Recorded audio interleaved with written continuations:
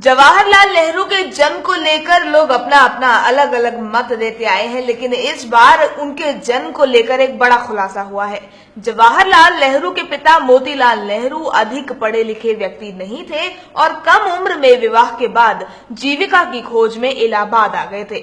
उनके बसने का स्थान मीरगंज था। ये मीरगंज वही स्थान है जहां एक समय पर तुर्क और मुगल अपहृत हिंदू महिलाओं को अपने मनोरंजन के लिए रखते थे। मोतीलाल नेहरू यहाँ अपनी तीसरी पत्नी के साथ जीविका चलाने के लिए वैश्यालय में शाम को हुक्का पेशी का कार्य करते थे।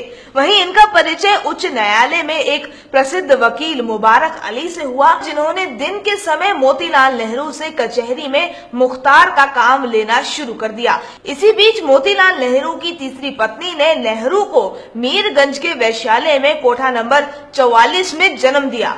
इसके बाद जब वे पीएम बने तो उन्होंने तुरंत मीरगंज का वह मकान तुड़वा दिया। अफवाह फैला दी गई थी कि वे आनंद भवन इशरत महल में पैदा हुए थे, जबकि उस समय आनंद भवन था ही नहीं। इसी विषय को लेकर इलाहाबाद हाई कोर्ट में कुछ सामाजिक कार्यकर्ताओं ने नेहरू के जन्म से जिस्म फरोशी का धंधा बंद करवाकर यहाँ पंडित नेहरू की मूर्ति लगाई। साथ ही जन्मस्थली को राष्ट्रीय धरोहर घोषित करने के साथ मीरगंज मोहल्ले का सौंदर्यीकरण कराकर इसे नई पहचान दिलाने की मुहिम चलाई। इलाहाबाद जिला प्रशासन से कई बार गुहार लगाने के बाद भी जब कोई सुनवाई नहीं हुई तो सामाजिक कार्यकर्ताओं ने इलाहाबाद हाईकोर्ट का दरवाजा खटखटाया, जिस पर जस्टिस तरुण अग्रवाल और जस्टिस पीसी त्रिपाठी की डिवीजन बेंच ने इस मामले की सुनवाई करते हुए इलाहाबाद के जिलाधिकारी को 4 हफ्ते में उचित फैसले लेने को कहा था। कुछ महीने पूर्व इलाहाबाद हाईकोर्ट ने इस अपील पर अपना निर्णय दे दिया।